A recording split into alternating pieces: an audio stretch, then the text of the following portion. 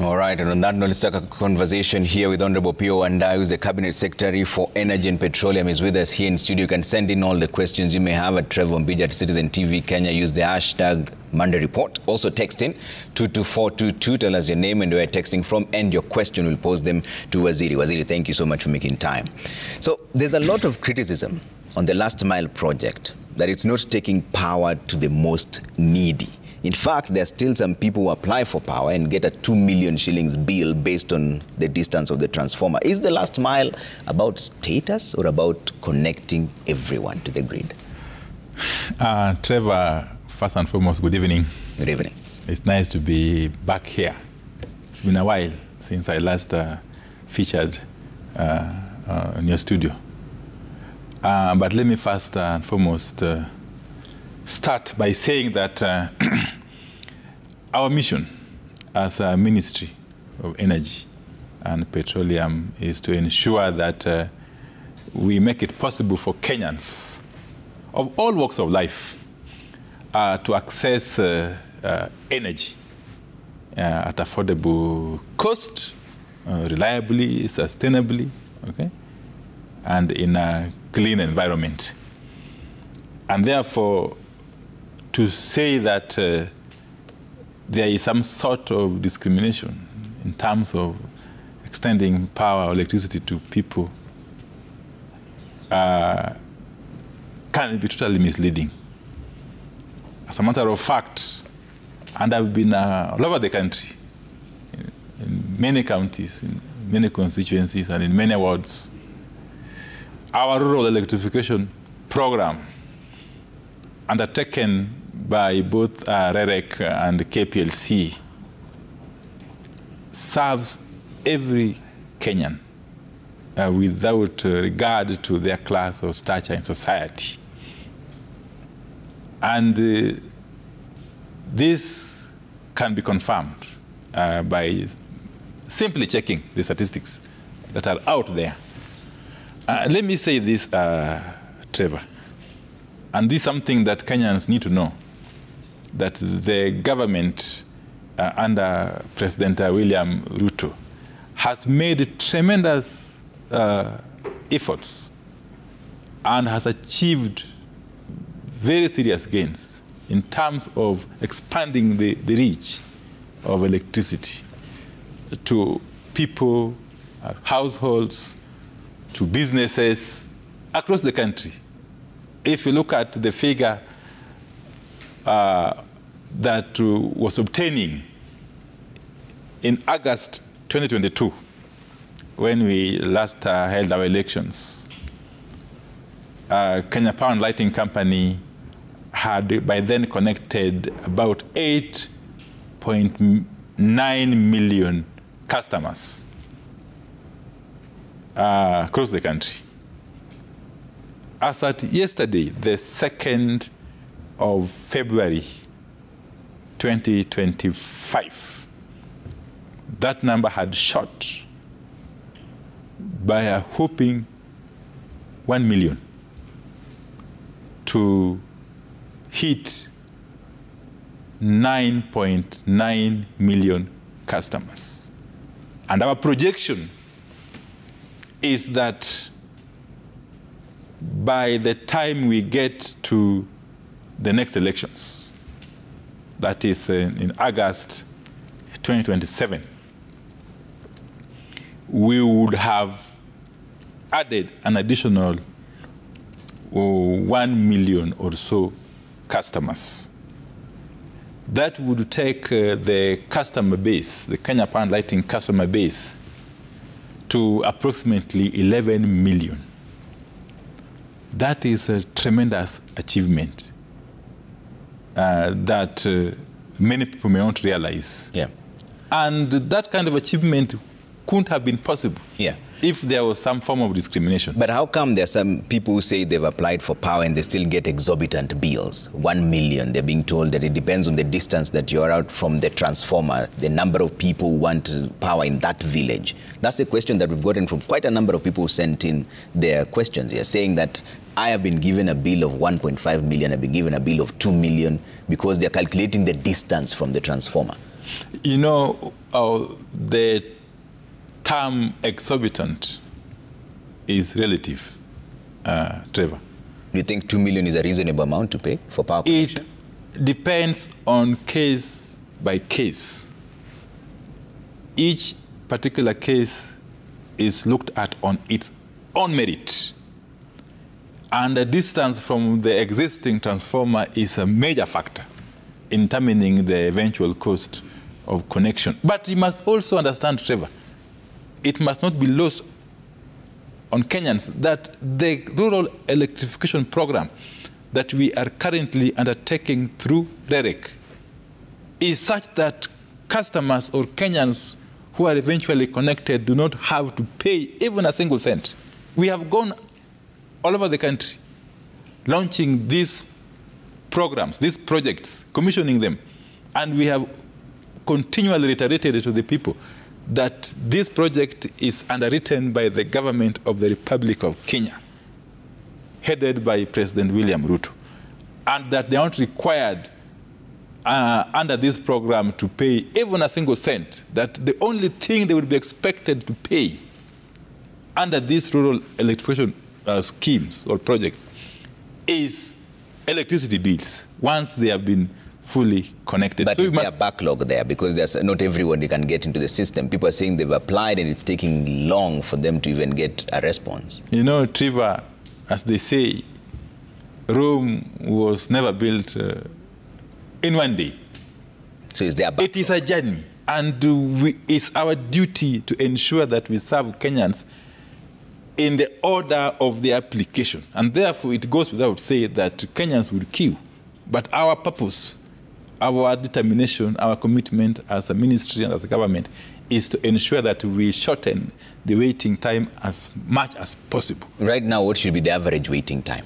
Well, in many instances, especially where we are implementing these rural electrification projects that are fully funded by the government of Kenya, and of course sometimes with support from development partners and financiers, there's really no waiting time because we get out there, do the design, map the area, and contract out the works, and it's implemented. In fact, REREC does these things in sometimes in less than 2 months. But where a customer does an application outside these rural electrification schemes, okay, in the normal manner to Kenya Power and Lighting Company, okay, it must be understood that the customer would be doing so alongside others. But as we speak, even under those circumstances, I don't think it's going to take anything more than 1 month for any such customer to get connected. Where there are exceptions, there could be factors that are at play. Such, of course, factors are continually looked into by the relevant officers and personnel who are on the ground in the whole country. So how does the rural electrification system work? How do you choose that this is a part where you're going to take power free of charge and other people can then apply? Because even during your launches, we've seen you doing it in rather humble backgrounds. We've not seen you in a middle class situation where you show that you're launching power there. The middle class say that they have to wait longer. You know, the government of the Republic of Kenya is seized of the demographics, is seized of the geography of the country, and therefore is well conversant of the needs of the people wherever they are. And therefore, we work in tandem, first and foremost, with the statistics which are available from the Kenya National Bureau of Statistics. But we also work very closely with the elected leaders, okay, who we, as you must have noted, from time to time, I host members of parliament in my office to deliberate upon the matter of rural electrification and take stock of the current status and eventually agree on a roadmap to implementation of these programs. And therefore, we don't just act out of the blues. It is an all-encompassing process that involves various stakeholders. It's a very democratic exercise because ultimately the aim of the government of the Republic of Kenya is to ensure that there is universal access to electricity by the year 2030. That is captured in our Vision 2030. Okay. Yes, the Kenya Vision 2030 is very explicit that by the year 2030 we should have achieved 100% universal access. As we speak, on average, we are hovering around to 75%. Okay. Now, that therefore means that eventually it is our intention or objective to reach every corner of the country, to reach possibly every household and every business. Okay, that is the ultimate objective. Yeah, but we, of course, we prioritize based on the needs as expressed by the people themselves and many a time by their elected representatives. But even as you strive to do that, Waziri, people are complaining about the cost of power. In fact, it has caused a flight of investors in between the 2022 and 2023. Several investors, especially in the horticulture industry, fled the country. What are you doing to ensure that the price of power is reasonable? You said that exorbitant is relative, but we all know cost of power is too high.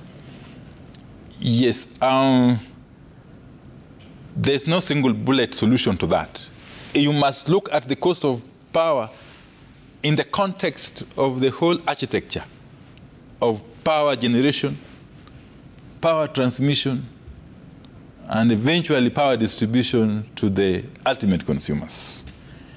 As a government and as a ministry, we have taken a holistic view and approach to addressing the issue of the cost of power to the consumers. Firstly, we are working very, very, very systematically in enhancing our electricity generation. We are working very, very, very deliberately to ensure that we increase our capacity to generate electricity, and particularly from renewable energy sources. But having done so, in fact, we are targeting that by the year 2028, early, we should have added additional 500 or so megawatts to our current 3,200 or thereabout megawatts.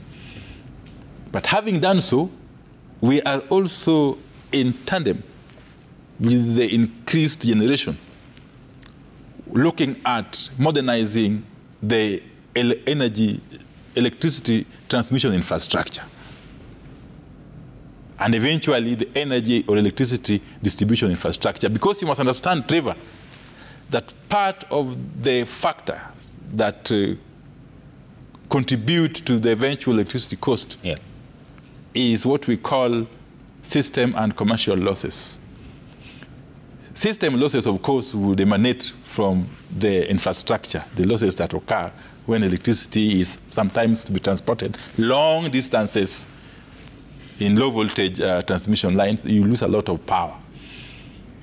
Commercial losses, of course, emanate from situations such as, for instance, illegal connections, okay? Especially sometimes in informal settlements.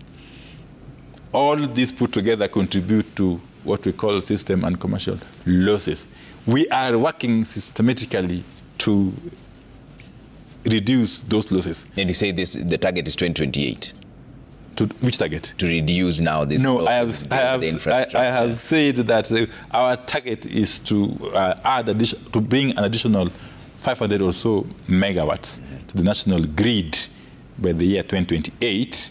And as we do so, we are also working systematically to address those factors that contribute to cost of electricity to the ultimate consumer. So when should Kenyans expect the cost of power to go down? That is their main concern. They will see systematic reduction in the cost of power, progressive reduction in the cost of power as we move along. There's no deadline for this, okay? And we are confident, Trevor. We are confident, Trevor, that with the measures we have put in place and that we are putting in place as government, ultimately Kenyans will be the beneficiaries. Trevor, you must understand also that we are also concerned about ensuring that the electricity that we distribute to Kenyans is reliable, is consistent, is clean, is sustainable. And you must have noted in the last couple or so of months, the matter of power outages has gone down. But they're still there, considerably. Especially when it rains. Considerably. Trevor, there is no country anywhere in the world that would say they have got zero incidents of power outage. What is critical is that if and when there is power outage, how long does it take to restore power? You must have noted, Trevor, in the last few months or so, that we have taken the shortest possible time whenever there is an outage to restore power.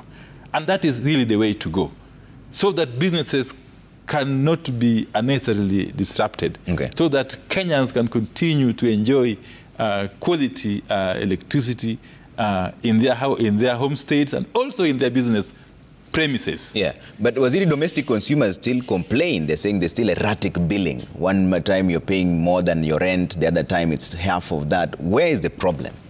It's very difficult to respond to that because, you know, billing is an individual issue. We bill people based on individual consumption trends. And